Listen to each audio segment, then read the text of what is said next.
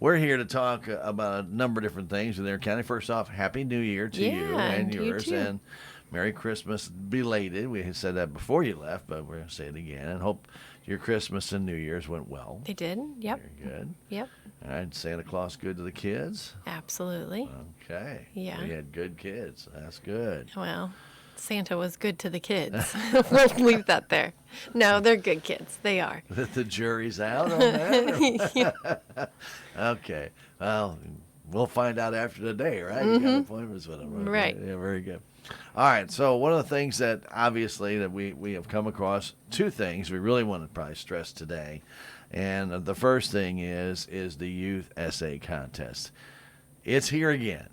It is, and we are going back on the trips this summer. Going back. Yes, which back is great. To D.C., back to Jeff City. Yes. So if you recall, the last couple of years, due to the pandemic concerns, we were not able to send students on the trips.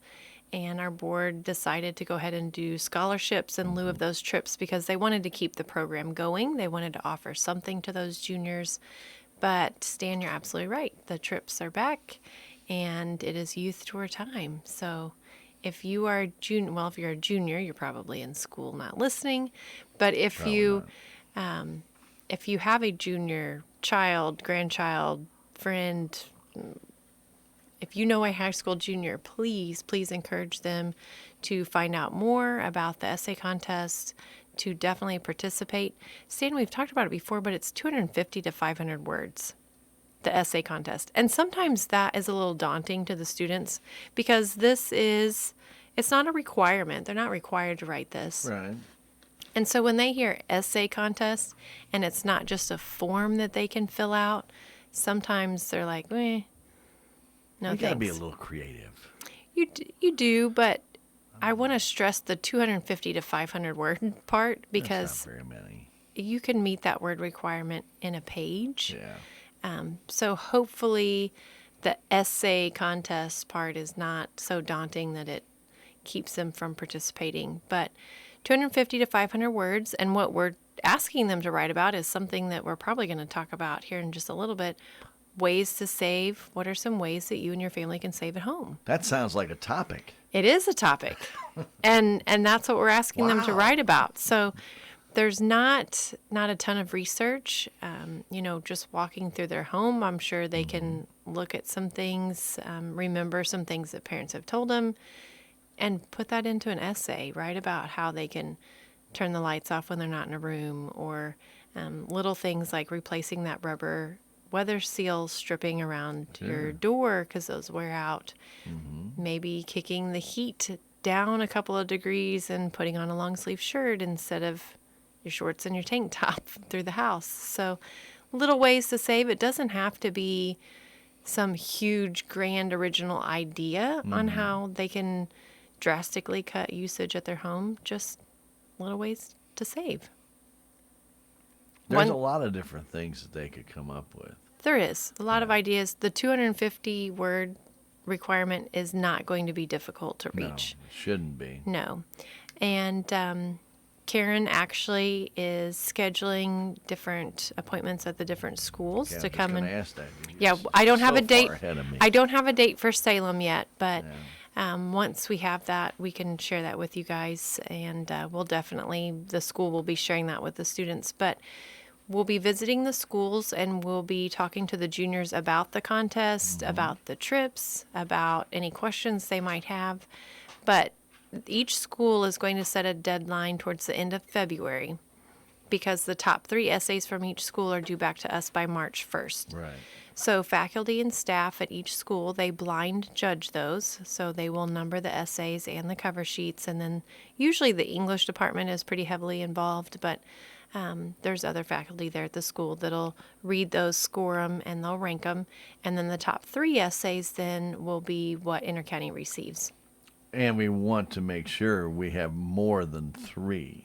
Yes. That's the goal here. It is. There have been some years that some schools haven't had any. Right. And that's heartbreaking. It is. To think that one person could have submitted an essay and ended up in D.C. Absolutely. out of that school. Yeah. And seriously, they could have. And that just would be blowing to me to think that with just a little effort, even if I didn't go to D.C., I go to Jeff City for a couple of days Right. and find out about how our legislature works and see different Right. things that maybe I've never seen before. Why wouldn't you do it? Yeah. Well, and that's another thing that we try to stress when we're in the schools. Each co-op in Missouri is left to handle sort of the rules of their essay contests however Okay. they like to. Intercounty is unique in that we offer this opportunity to each high school individually. They do not compete against Each other other. juniors at other high schools. A lot of co-ops only send 2, 3, maybe 4 students So they're all total. battling for the 2 or 3 spots. Yes, so students here in Salem, their essays would be judged against Rolla students in Licking and Houston and Mountain Grove. I mean, they would all go into one pool, and then they would all be judged, and then the top 4 would be selected, or however many students they choose to send. But there are plenty of co-ops that only send 1 or 2 students. Wow. Intercounty sends the largest number. We send 9, and the students, it really increases their odds of winning one of those trips because they are only competing against juniors at their school, and then only against the juniors that are also writing the essay. You know, we've got some of these Exactly. larger schools. There's like, well, we've got 200 juniors. There's no way I'm going to make top 3. So they don't write one. So they don't write one, not realizing that, hey, Nobody else wrote one either. nobody else did. My odds were really good if I Yeah. would have wrote an essay. But the thing that gets me, Heather, is it's a simple topic. Usually the is. topics are pretty much on point with something fairly current. So why wouldn't somebody take half hour to an hour, okay, totally do a little research, by walking around, like you say, you could walk around your house, you could talk to your parents, you could do a little online research if you want to, but maybe it's something more of how could you save money at your own home. You know, might Right. just make it very personal, and then maybe even after you write the essay, bring that up to your parents and say, or grandparents, whoever you might be living with at the time, and say, hey, you know what, I did this essay, maybe we should look and see if we're actually doing these things. Right. I mean, that'd be a very poignant essay that might actually help Yeah. save some money. Had a call last week from a junior. They didn't say what school they were from, but it was a junior. They were considering writing the essay. They had seen, or their parents had seen about it in the rural Missouri. And she said, my mom wants to know if I write that adding insulation in the attic would help save money on our electric bill if we have to actually do it. Yes. And the answer is no. Absolutely. Technically, you do not have to do these things. This is an essay about things that you could do. Now, is that something that would help? Absolutely. Sure, That's yeah. a great way to save energy on your heating and your air bill, but there's not any obligation. We're not going to Oh, yeah. follow through to make sure that you're Yes, doing and this these will things cost that you you've $3,000. Yeah. Thank you for doing it. Yeah, and I think the mother may have been worried that the free trip to DC may not end up being Like a free trade-off? if she has to pay for the Yeah. insulation, which I hope they end up doing eventually when they can Well, if do they that. need it, yes, Yeah. absolutely. Yeah. And we want to remind people that these essay tests, they're an educational tool in more ways than one. Not just writing the essay, and maybe getting that student a little bit more aware of when they leave the door open and, leave it open for 5 minutes in weather like yesterday, that your temperature in your house will go down like 12 degrees. It makes a huge difference. Very big. When Yeah. you leave that 3 foot by 8 foot opening wide open, and maybe the wind's blowing right in, and all of a sudden that furnace is going to kick on, or your wood heat's going to kick on, and it's got a lot to catch it up to do. It will cool off quicker than it will heat back. Absolutely. Much quicker. Yes. Much quicker. So maybe if they do this essay, maybe all of a sudden they'll put that little light bulb above their head, like ding.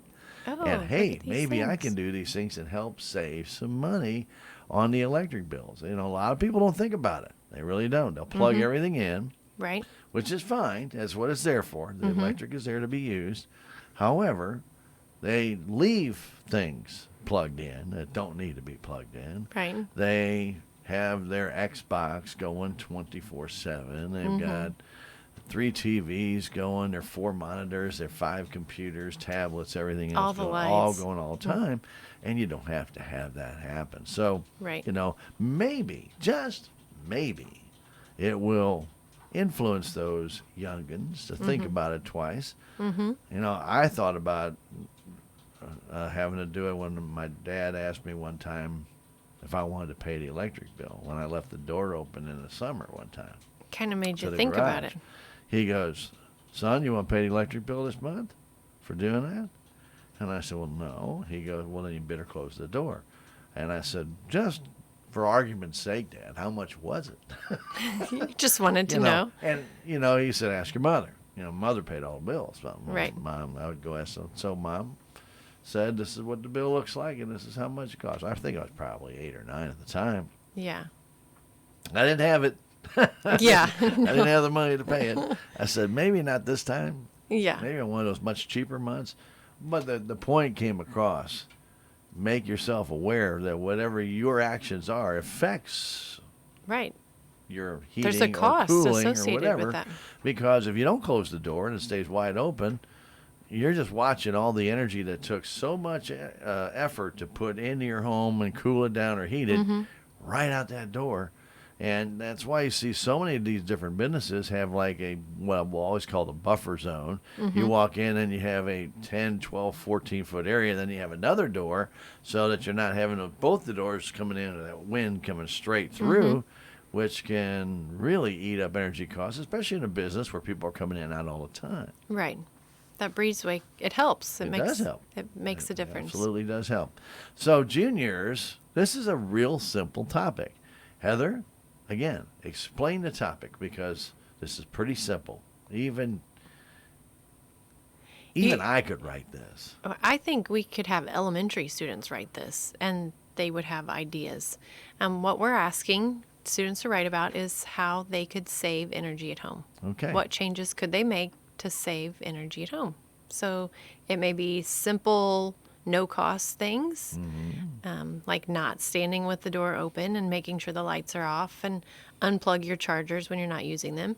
And it could be really big investment type changes, like adding insulation in your attic if you don't have enough, Or walls. or walls, or maybe changing out Windows, double pane windows Yep. or triple pane windows, Windows. instead of single pane windows that ice up. right, or changing out electric furnace with a heat pump. I mean, there's a whole slew of ideas of things you could do. There's no right or wrong answers. You don't have to worry about, if I leave that one out. Just ways you can save energy at home. Yeah, it's not every way. Not every way. You cannot get that in might be 500 longer words. than 500 words. Right. And I expect that they probably will be more personal. I'm sure there'll be some essays that are just very factual. Here are some ways to save, but I fully expect that there'll be essays that are, these are the ways that I can save in my home. And that's going to be personal to them. It might be the Xbox. It might be, whatever it is that they see when they walk through their home. Those are the ideas that we're going to get from them. All right, very good. So juniors only are Right. allowed to participate. So be looking for that coming to the Salem High School, and they will be making a presentation. But still, the ultimate task is up to you to do it. Right. Nobody's going to twist your arm and make you do it. But I tell you what, anybody that would not take this opportunity to spend a half hour to an hour, write a simple essay or type a simple essay up, because many don't do much cursive writing anymore. Right. So type it up, 250 to 500 words. You'll submit it to the school. You don't submit it to Intercounty. You submit it to the school. So once you do that, and they have it in by the due date. They will tell you what that due date is. Usually it's like the Wednesday before the last Friday of the month. I think it's somewhere in there. I Yeah, think they usually do pick that last week, one day in that last week Right. of February. So that'd be like, I don't know, I think what, the 25th is Friday on February? Let's look. Yep. So probably 23rd or 24th, they're going to have you submit it. And so be looking for that. So when Intercounty sends their representative over and explains it, make sure that you're paying some attention to that cutoff date. You don't want to turn in a day late Maybe you have the best essay, but it won't count. Yeah, you've got to have it in by the deadline. And then once you make top 3, you can kind of relax a little bit because we give away 1 trip to DC and 2 trips to Jeff City. So you know you've won something. At that point, you're going to get a question and answer booklet. I stress question and answer because, again, we try to make it as easy as possible. We don't require you to look up the answers to these questions, but it's just information about Intercounty, about electric co-ops in general. And then the last Saturday in March, we're going to ask those top 3 students from each school to come to Intercounty, and we interview them based on the questions and answers in those booklets. Right. I believe it's maybe 6 or 7 questions out of there we'll pick, and we'll ask each student those same questions, and then how well they do answering those determines the order of ranking if they'll be going to DC or Jeff City. Judges will then rank them and Right. put it together. So it's a unique experience, guys. Don't miss out. Yeah. Please don't miss out. And don't put more pressure on you than you need to put. I mean, well, we've had some people get physically sick trying to worry about how to present this. Guys, it's not life or death. This is a opportunity for you to win, a wonderful opportunity for you to win an excursion into education. Let's kind of call it that way. It's just basically it's just a real quick oral exam. It's not much more than that. No, a couple of questions. And it's not. It doesn't take very long at all. Yeah. You know, and it basically present yourself in a very friendly manner and just answer the questions best you can. Mm-hmm. That's it. Yep. Don't need to get panicky. No, they want to see your personality come That's through it. anyway. So So it's good. Just- And we hope all juniors, we hope that we get almost 98 essays from Salem. wouldn't that be amazing? Well, that would be I amazing. wonder what the most is that they've ever had, because we only get the top 3. So that's a good question for you to research. It is. Yeah. But you haven't researched it yet. I have not but researched you it. will probably when you get back. I'm going to have to ask We the do a lot of that coordinators. stuff. We always give you homework to do. I when you know, leave and I here. was, you saw me pull my phone out earlier. I'm hoping to get an answer for our question that we had last month because I forgot to research it until this morning. So, yeah. But hopefully by the end of the show. Okay, so, but let's get back to the essay. Now, one of the things that I have had a couple questions on, not so much this year, but in previous years, is homeschool children. Can Yes. they apply? And yes, they absolutely can. So whatever school district you reside in, that's where you would turn your essay into. So if you're right here in the Salem High School district, then you would turn your essay into the counselor. Is Miss Jadwin still there? I think so, but they got a couple of their counselors. I think Robin Taylor's there. There's some other ones there now. If you contact the school and just ask for the counselor, they can make sure they get you to the right person if you let them know it's for the youth tour. But how that works is your essay or your student's essay would just go in that pool with all the rest. Right. And when those are judged, they're numbered with their cover sheet, just like the public Just like school everybody else, district yeah. children. And then it's read and graded and ranked. And if you make top 3, then you'll be contacted by Intercounty just like the other students are. So, yeah, whatever school district you reside in, that's where you would turn your essay into. Okay, so for juniors, whether you're homeschool or virtual, or doesn't make any difference, you are eligible to play and win. And winning is really wonderful because both trips are really amazing. You know, we talk about DC a lot, the youth tour, that top prize trip, and it is amazing. It's a week out in DC. You're out there with 100 and some students from Missouri. Those other 9 or the other 8 from Intercounty, but there's around 110 from Missouri that go out. You're experiencing the nation's capital with your peers, and even if you've been before, I promise you're going to see new things, you're going to Bunch of experience new things. It's completely different. A lot of respect for military members. We get that a lot. The students that come back, they really just that patriotism.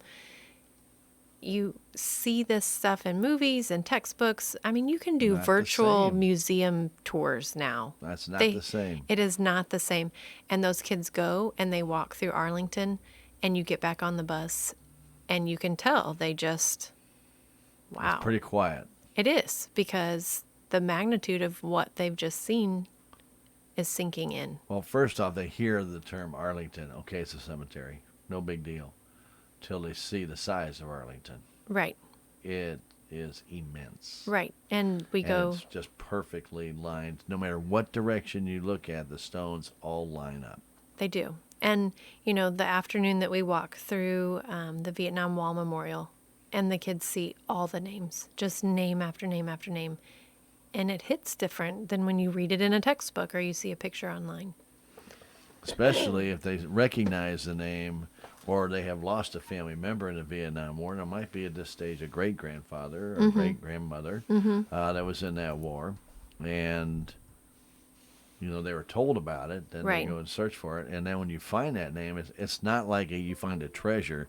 You find a loss. Right.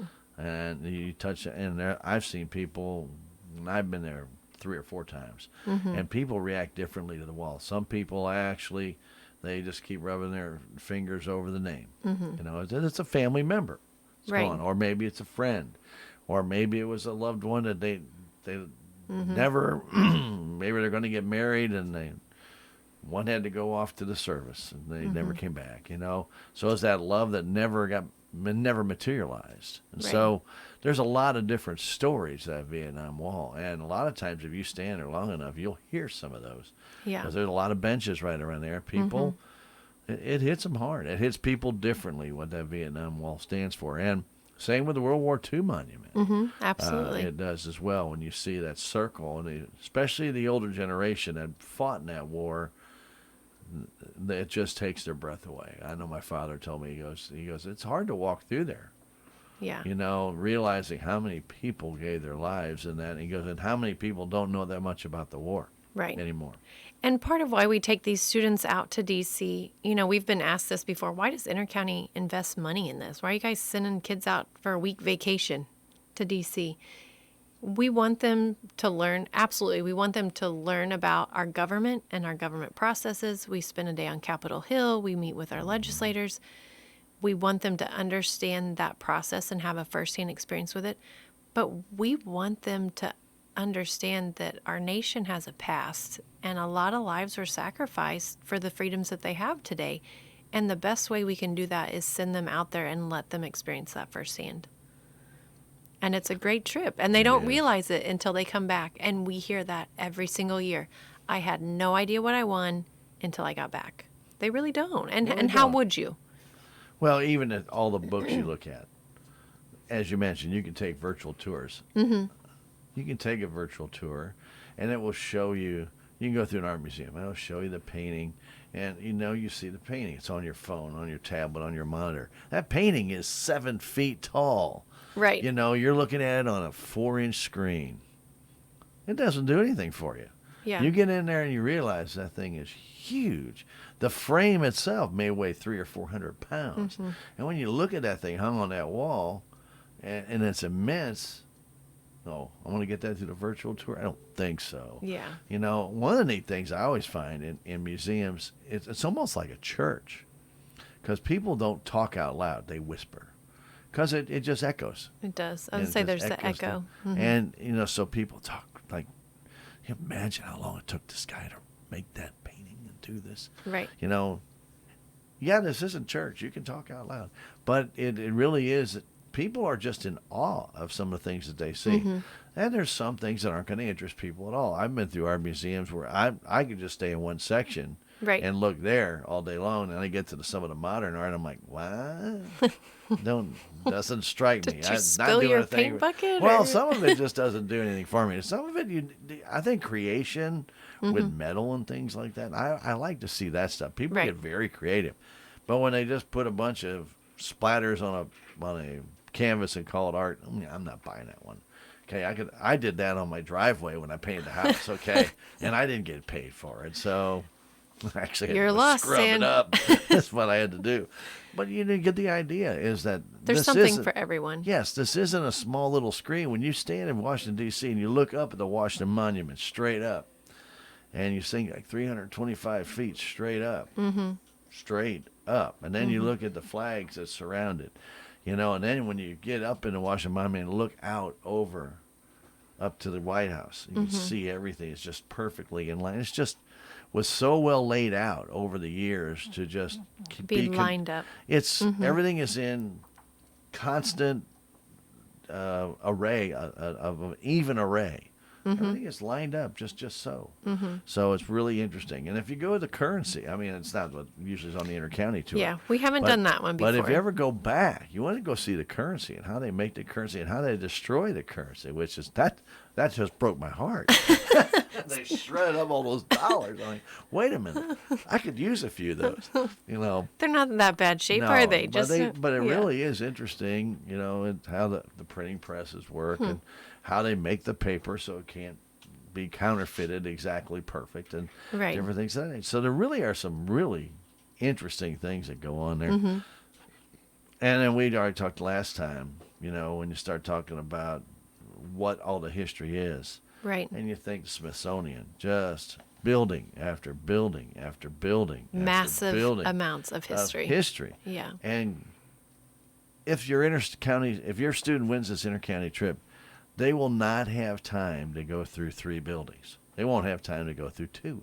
Yeah. Because when you get in it, you are just amazed Right. at the amount of different product that's in there, whether it be you go to manufacturing, whether you go to aeronautics, whether you go Natural to history. natural history, you are amazed. Yeah. And you have to read the captions to understand, because some of them are just, you know, first off, how did they ever find this?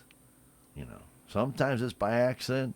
Sometimes somebody was digging in their field, like Heather was earlier this morning with the hay. And they come across, maybe they struck something hard in the ground. Next thing you know, you've got a Tyrannosaurus Rex right there.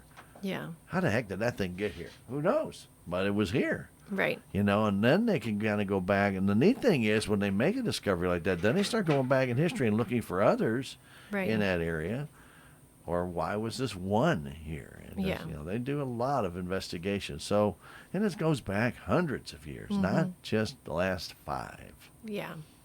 And you won't find, you might find a Smithsonian now in the communications now. It's an old bag phone. You remember the old bag phones? Yeah. Wouldn't that be cool to there's- go back and see that And like you said, there's new stuff that's being added. every day? Absolutely. And there's a 9/11 museum that we were able to Yeah. go to That that one. the students, they could relate to a little bit better just because it was a more recent event. But even to see some of the communication devices and the cameras that were used, then they're like, oh, wow. Yeah. You know, Well, I saw in the news the other night, and I don't usually watch much news, but they were showing it over in Russia, you know, according to Ukraine, and they're right there, that they were actually in Ukraine looking at the World War II communications equipment they were using with a rotary dial phone, and the newer stuff they had at that time, which was the latest sophistication. top I'm of sitting the there line going, technology, huh? yeah, it works. We came a long way, haven't we? You know, it works. It still all works, but what's the speed of that compared to what it is today? And then again, as cold as it gets there, maybe they can't use some of the technology today because it has to be within a certain That's temperature true. range. So some of the older ones that are heat tubes, they can heat up. No matter how cold it is, Right. they'll warm up and they will work. Right. So sometimes the old works a little better than the new. It just depends on the circumstances. Yeah. But these are just some of the things that those students would have the opportunity to see. White House tours. I mean, I don't know if they're doing them. I don't think they're doing them yet still, but, you know, that was always something everybody wanted to go on. And there really isn't much to the White House tour except you're in the White House. Right. And how cool to say. Yeah. I got to go to D.C. this summer and went in the White House. yeah. Yeah. So, you know, that was always kind of fun. And then there's so many different museums there. So, and you can pick up a small booklet if you ever go to the White House, they have a little shop off the White House you can go to, and it has all memorabilia because they allow you to stay at the White House. They move you in and out pretty quick. But you can Yeah. go down there, and going through there is more secure than going to the White House, which I Right. thought was crazy. You had to take your belt off, your shoes. You know, it was like an airport strip search to go into that thing to buy a souvenir. That's Seriously? But anyway, doesn't make any difference. Go in there, And I'll tell you, you will find some pretty interesting, cool things that you can buy, but as a remembrance that you were in the White House, and that's the neatest thing that I always thought about. And don't think when you see a press conference and the president's holding it in the blue room or the red room, and you're thinking, man, that must be immense. They're not that big. Those rooms just really aren't that big, you know.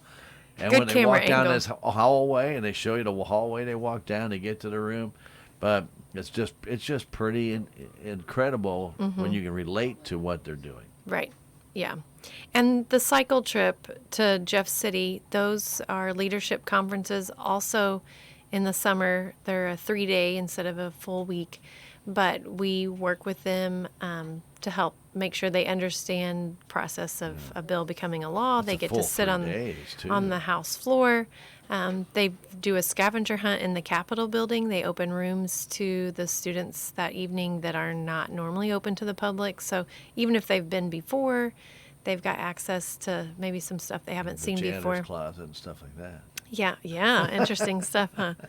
But both trips, no matter which one you win, one of the other things we stress to the students is that these are great to put on a resume. Absolutely. These students are getting ready to go into their senior year. They may be looking at whether they're going to college or they're just looking to jump right into the workforce right after high school. Either one of these on your resume is going to show that college or that employer, hey, look, they took some extra initiative when it was not required.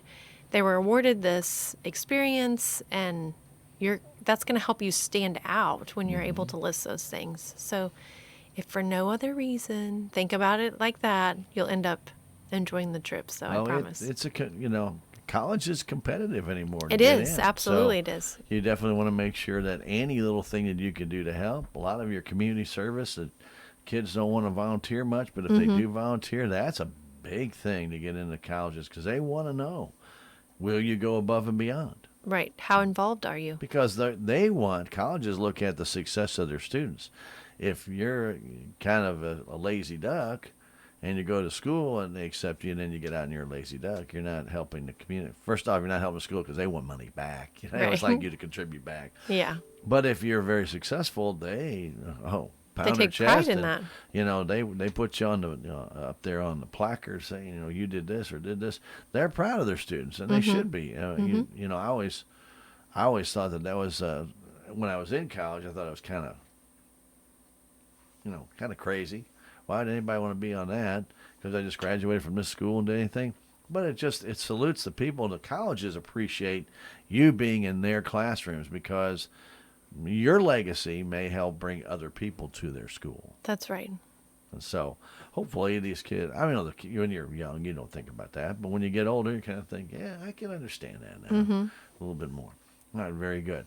Essay contest for juniors only. That's right. This will be due in February, and we will remind you again in February. Yeah, we'll talk about it next month too. Probably not as much detail, but we will remind Right. everybody. Homeschoolers are welcome to participate. Juniors only, as we mentioned, and don't forget. And we will try and keep hammering Absolutely. it into the heads of our juniors out there. And really, it's just a small amount of time invested to get an opportunity to do this. I'll do it if they don't want to do it. I know. That's how I feel. I'm like, Yeah. I'll write it 200, I can 250 do that. words. I can do that in the pump next that half out. hour, I wouldn't know. we? I'll give it to you before you leave. Right? I'll do it while we're talking. We can just do that. Anyway, but let the opportunity these kids to have it. It is possibly a once-in-a-lifetime opportunity for them to actually see D.C., and that's the key. Maybe somewhere else down the road they won't have that opportunity. Right. If they win it, that's just fantastic. And even the Jeff City trip is very, very educational. So definitely want to check those out. Yes. So encourage your junior to write that essay. Okay, very good. Okay, so one of the other things that happens at this time of year, and we have had a day or two where it's gotten a little cool, Yeah. very cold actually, is space heaters. And we continue to remind people that should never, ever, ever, ever, ever be your main source of heating. No, they're not intended to be a permanent heat source. You mean they're not pennies a day? They are pennies a day, but I mean, you can have a lot of pennies that add up to dollars that add up to more and more dollars. Just depends on how cold your house is. It does, Okay. yeah. And what Stan's wanting to stress here is a couple of things. First of all, the efficiency of those heaters compared to other permanent heat sources for your home, and also the safety aspect. So energy efficiency wise, just be leery of marketing tactics to get you to feel like you're spending a lot of money on a super efficient space heater, because it doesn't matter if it's a $20 space heater or a $200 space heater. If it's a 1500 watt heater, What's it using? 1500 watts. A watt is a watt is a watt. There's no difference. Now it might look prettier. It may I'd have. be dressed up like a table. It might be. They are much more safe than they have been in the past. Right. And I know we have members that still have some of those old, unsafe, You mean the open ones face you see space. the wires in? Yes, where it glows like a toaster. You can see it light up. It actually was a toaster. It was a yeah, you're exactly right. It was a toaster. But they are much more safe than they've been. They've got the tip features so that if they go over, they're designed to turn off. As you mentioned, some are designed to look like tables. That's still, I know you're supposed to be able to stack your newspaper and your cup of coffee on there, but that is still a heating element in there. So I would encourage you not to leave paper. Well, some of them are built where there's insulation in between. So it depends on how it's built. But does. don't use, I hate to use a brand name, something like an Eden Pure as a table. That is not a table. Right. An Eden Pure. And they're space marketed heater. as that. I They know. are. Oh, they have some that are tables, but the ones that are just the Eden Pure, that they're just long and they're big, and Yeah. people use them as Yeah. a table. That's not a Yeah. table. But those space heaters, they do rack up the usage. And there are times when they make sense. We've got members that have shared with us before that they have a space heater that they keep in their bathroom. And in the mornings, instead of kicking their thermostat up several degrees before they get in the shower, they just turn the space heater on. It's on for 15 minutes. It warms up the bathroom. They turn it off.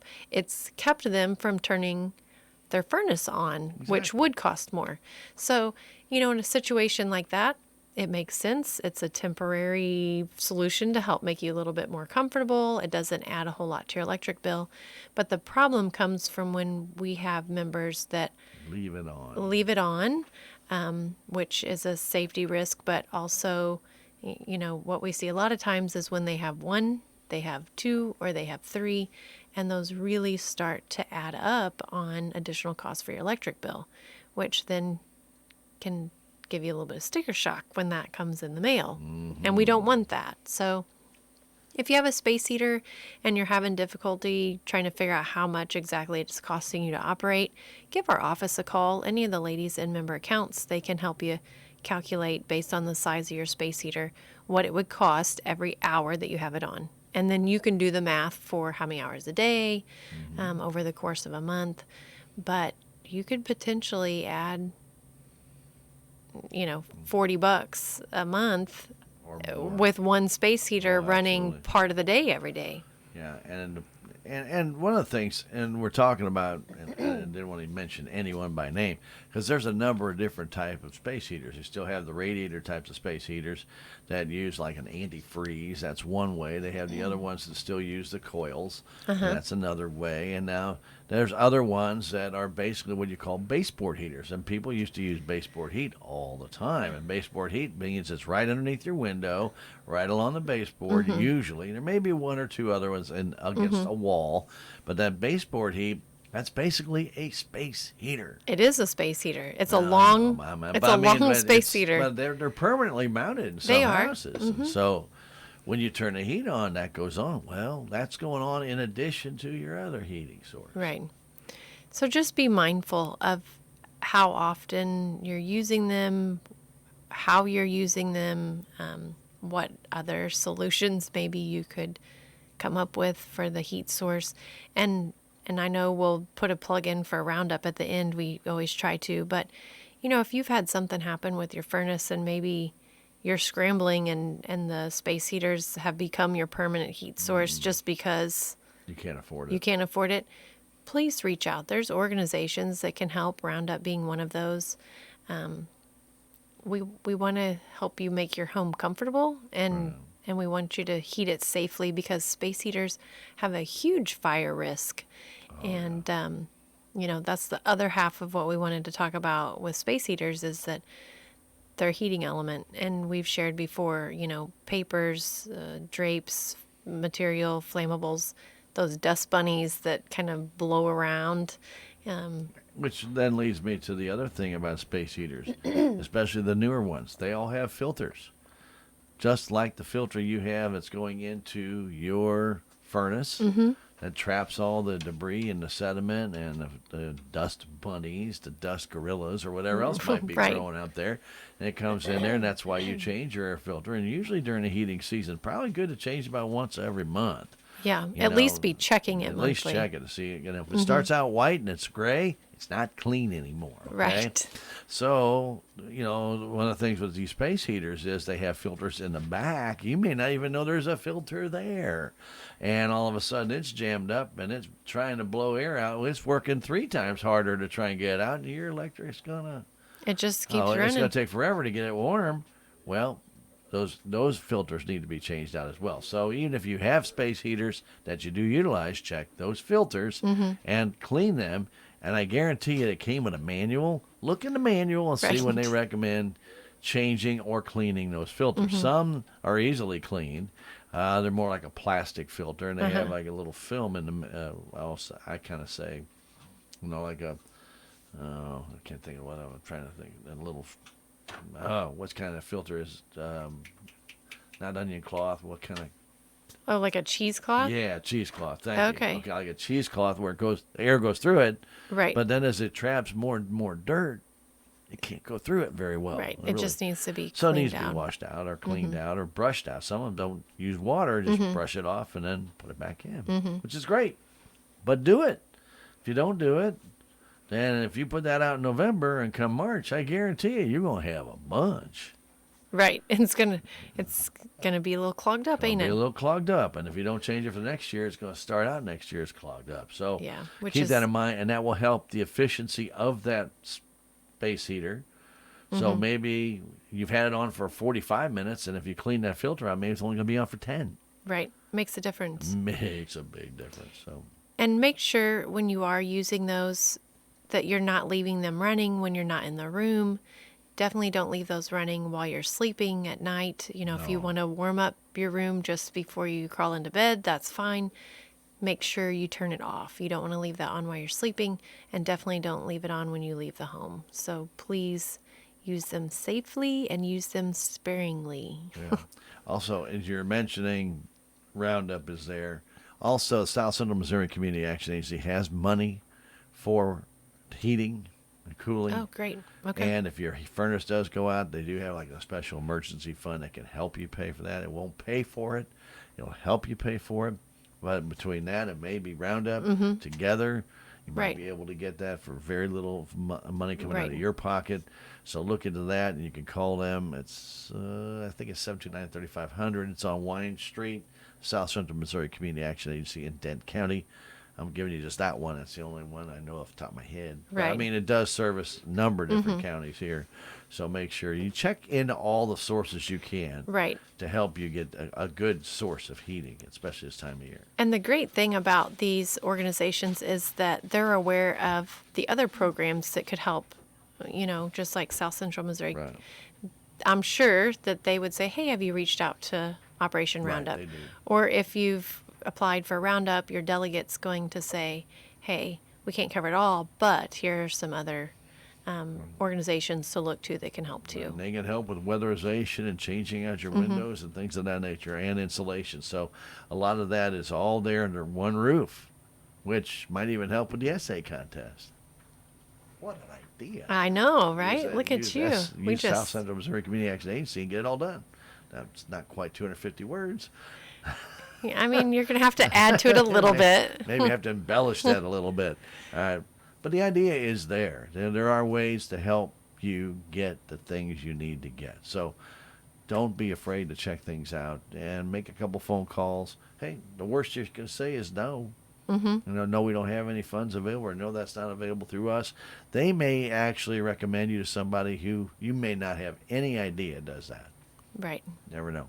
There's opportunities out there. We all can't keep up to date on every one of them. So, space heaters, use at a minimum. Use them when needed, but use them at a minimum. Right. At all possible. Okay? We just want everybody to be safe. Absolutely. Very, very safe. The only other thing I was thinking about that I wanted to bring up a little bit is that some people now are, especially it seems like in newer houses, they're putting in a lot of these lights that go along driveways and sidewalks, and that's wonderful. Don't get me wrong. Nothing wrong with them. They're hardwired in, which is fantastic.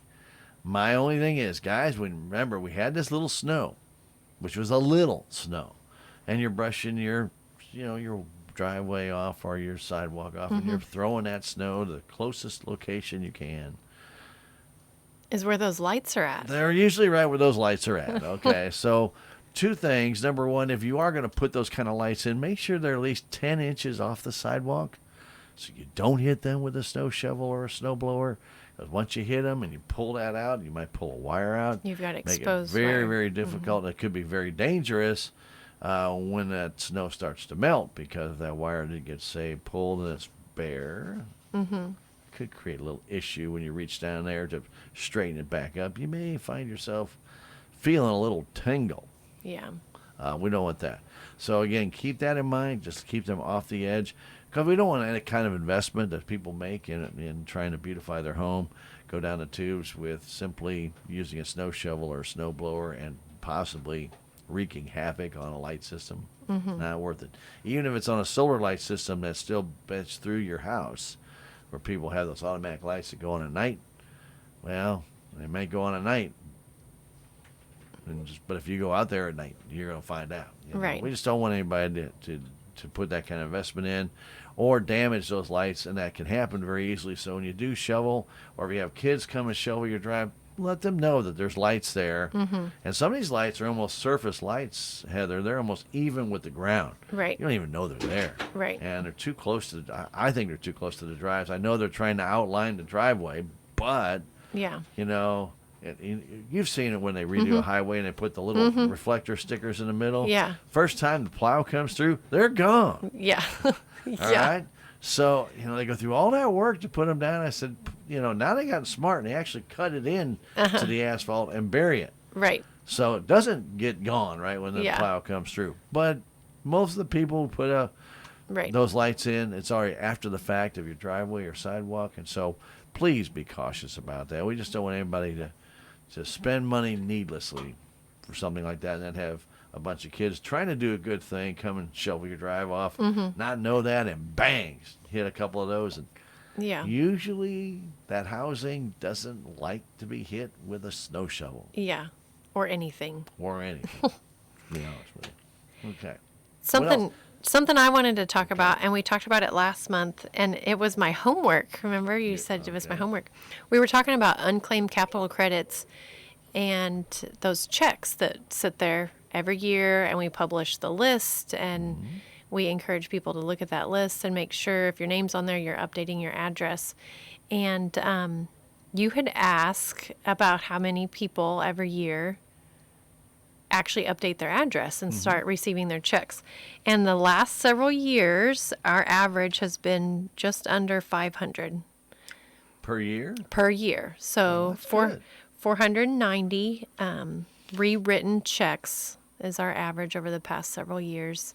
So it's not getting everyone on the list by any means, but 500 is 500 is good. is 500. So 500 is good if there weren't another 700 that are being added to the list, because the names have gotten smaller. yeah. Well, I mean, and the pages haven't changed too much, but the names have gotten a lot. The print, the font size has gone from a 14 to a 9. yeah. I don't know if it was ever a 14. That Well, might be an maybe. exaggeration. Yeah, I might have pushed that a little bit. Yeah. Went from a 10 to a 7. I'll have to look and see what size it really is. That's your next homework. I think it's What like a font size 8. I think it's an 8, but I'll Well, have it to used look. to be a little bit bigger. It did, Okay, yeah. okay. So there is still a list on our website at ieca.coop. That list, those are the names of the checks that we mailed out this past month, and we don't have a good address. So these are the current ones. What we publish every summer is the list of the ones that are about to expire, because yeah. those credit Right. checks are only good for 2 years. We're trying to get ahead of the game. We went ahead and published a list of the ones this year that didn't get their checks. So hopefully we can catch them earlier, and then when we publish that list this summer, maybe their names won't be on there. You know, here's something else that I thought about that tried to maybe try and help ward that off.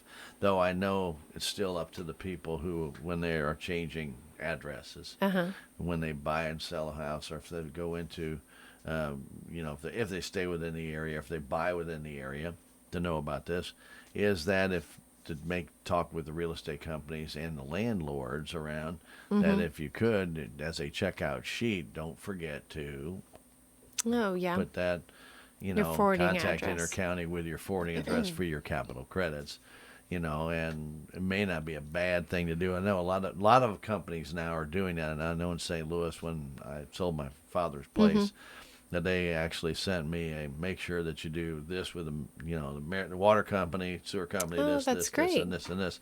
So they make sure that as a follow-up. So I don't know if a lot of real estate companies are doing that in the rural areas. I do know in the metro areas they are. But it would not be a bad thing, and maybe Intercounty could check with them and see if they are doing that and offering that service. Because Yeah. if somebody is selling their house, as somebody's buying their house and they're moving, and maybe they're moving into town, or maybe they're moving out of state or a new location, on that checkout list that they give to the buyer to make sure they do those items, you see that a lot. Right. On the outside, they say make sure that you shut this off, cancel this, do this. And on the bottom, it should say make sure that you have a current address to Intercounty Electric once you know it. Right. Maybe it's something that would help Yeah, out. that's a good idea. That's a great idea. Every now and then I have one. I know. And usually on air, which is Usually great. on there. I try and just let people know that's my idea. Yeah, Stan's like, I'm not claiming gonna get that. compensated for it, but it's my idea. Okay, very good. All right, so Roundup is today. Roundup's You today. mentioned that, and I know we're going to wrap up with Roundup here today because I know you Right. have to hustle. We are, I think the last time I checked, we're about 70 accounts from reaching 17,000 that are participating in Wow. Roundup. So that is huge. We've got roughly 30,000 members, or roughly 30,000 accounts, I'm sorry. And for 17,000 nearly to be participating, It'd be nice to have that 80%, more like 24,000 would be nicer. Well, absolutely. I mean, as long as it's growing, we don't Right, care if it's sure, growing even but, by a handful, but Close to 58% there. That's not yeah. bad. No, that's good. We struggled for years to maintain 3,000 I that know, participated. I mean, every month we were a handful below, we were above. We hovered at 3,000 for a long time. So nearly 17,000 is a big deal. Huge thank you to all of our members that are participating, because chances are, if you're listening, you may be participating in the program yourself. Right. And we say this, and I know it sounds a little silly, but it's absolutely true. There would not be a Roundup program without you. That is where 100% of the funding comes from. Members who round their bill up, that spare change goes into that charitable fund, and that's the money then that the delegates have to operate with each month when they consider the applications that come in. So huge thank you to you. If you're listening and you do not participate, but you would like to, we make it very easy. Oh, you sure do. We do. We have multiple ways you can let us know you want to participate in Roundup. If you still mail in your paper bill, there's a box you can just check. If you pay through SmartHub, there's a way you can send us a Still message. a little thing you can check. And it sends us a message to add your account to Operation Roundup. Of course, you can always give our office a call or stop by one of our offices, Rolla Licking or Mountain Grove, and just let us know. Or send an email. Or send an email. Put your account number on it. Just send an email. Right. Name Yep. and account number, and you'll be good to go. Yep. and we will get you signed up. And that money, you can itemize that on your taxes as a charitable contribution. Now you're not going to get 20,000 back. It's not a lot. You'll have most $12. Right. At most, it'll be $12 because if you're on levelized billing, it does round up to a full dollar donation to Roundup each month.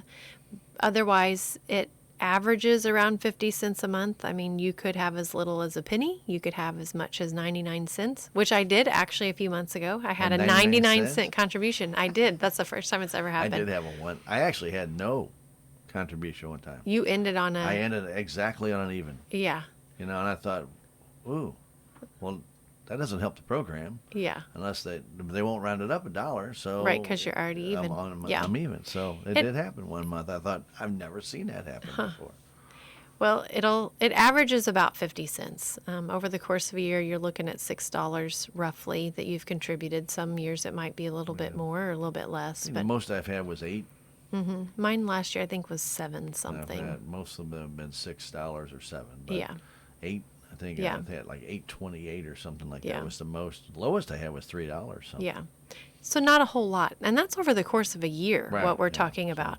And doesn't mean much to you, but it you doesn't. multiply that by 17,000. And there's no way that with my $7 and some change, I could help anyone significantly anyway. That's $17,007. Absolutely. That's Then you're a lot of money. talking being able to buy materials for wheelchair ramps and have new furnaces installed and pay rent payments and medication costs. I mean, there's just a huge array of things that we've been able to help with, and my $7 contributed to that. And That's right. and if you want to participate, we would absolutely love to have you participate. We were promised last year ice cream I know. at annual meeting if we increased our numbers. I'll have to check on the progress of that too. Yeah. Well, To see where we're at. Long forgotten. Oh, we'll remind them. I bet. I bet you will. And just in case you think, hey, this is such a great cause, I'd like to contribute to that. You can. You can. You can actually make a donation to Operation Roundup. You if you'd can. like to. Yes. And we have that happen sometimes. We've had a few instances where we've helped a family. They kind of rock and hard place type of situation, and then a few years later, they've been able to give back, and they wanted to donate to Roundup. Right. Or if you have a capital credit check that you don't want, you can assign that over to Operation Roundup, and it just adds to the kitty and helps other people. So there you go. Yes. So on the note of Roundup, if, we've talked about if you want to sign up, how to do it, thanking you if you already signed up, but just a reminder, if you could use some help, the program's there. We've got almost 17,000 people participating. They want to be able to help you, but we need to know that there's a need. Right. So please reach out and let us know. We'll get you an application. Those are reviewed each month. Today we'll go over all the applications that were received in December. They'll make decisions today, write out checks today, and then next month they'll review all the applications that came in this month. Right. So you need to get your application in by the 31st of January at Intercounty. Yes. Don't mail it by the 31st. Right. Right. We Have need it it in the there. office, and then you'll be contacted by one of those delegates that I talked about, and they'll ask you some questions if there's any questions they have on your application. Gives you an opportunity to kind of explain the situation you're in. Sometimes that's hard to put on paper. Did you find your new member for Dent County? No, not yet. You are still looking, by the way. We are still If you would looking. like to be a facilitator, is that be the term? We call them delegates. Delegates, if you'd like to be the Dent County delegate to help with Roundup, please contact Member Services. Right. They can help you out. Right. We're looking for a delegate for the Salem area. There you go. So we've got the other delegates are kind of filling in and taking care of Right. the applications for the time being. But absolutely, if you've been thinking about volunteering but haven't found a cause that you're passionate about yet, please give our office a call and we can talk to you more about sort of what your duties would be as a delegate and sort of what you can expect and answer any questions And that you always might keep have. the second Tuesday of the month open. Yes, because that's when we do business. There you go. All right, Heather needs to go. She has other commitments to get to, and we always thank her for coming by, or Absolutely. any of our intercounty representatives would come by, Tony or whoever it might be. We Right. had Karen here a few months back. I don't think she remembered where to come. She might have Been here so long, but it was nice to have her in, and we do appreciate everybody that does make it all possible from Intercounty. They have a great staff over there, and Well, thank you. I like to toot their horn. They're very, very, very, very helpful. Number one, and number two, if they don't have the answer, they'll find somebody who does have the answer. That's the neat part. You're not just left out on an island. Yeah, well, we'll get back to you, and you don't hear anything for 5 months. Yeah, I think hopefully you're that forgetting. doesn't happen. No, it doesn't happen. Doesn't really happen.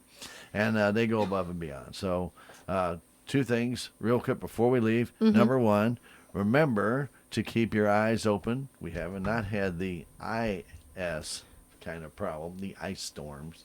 Yeah. Don't want that. But if we do, keep your eyes on those power lines, please. And if there's an issue, call Intercounty. Do not go out there and take a stick and try and beat the Right, ice off no. the line. Please don't do that. That's number one. And then number two, please be careful out there if the roads get bad. Should you go off and hit a pole and a line comes down, or you're not sure if a line comes down, stay in the car. Always stay in the car. Stay in the car if you can. If you can. If the car's on fire, obviously you need to exit the car, but that's when you want to jump out and shuffle away. You don't want to be Fast as you can. touching the car and the ground at the same No, you time. want to jump out. But if you're injured and you can't jump, stay in the car unless it's on fire. Because that's your best way of staying safe, especially if a lion comes down. Because remember, it's not going to look like a rope and a snake with little, Right. Things all shooting out of it. Right. It can just be down on the ground and not looking like anything, and you step out there, and it can be a bad situation. So Right. don't want that to happen. Absolutely. In the meantime, Heather, hit the road. Time for you to head on out. Okay. And we always appreciate Heather and our friends from Intercounty. Every second Tuesday, Intercounty Tuesday on KSMO Radio, 1340 AM, your hometown radio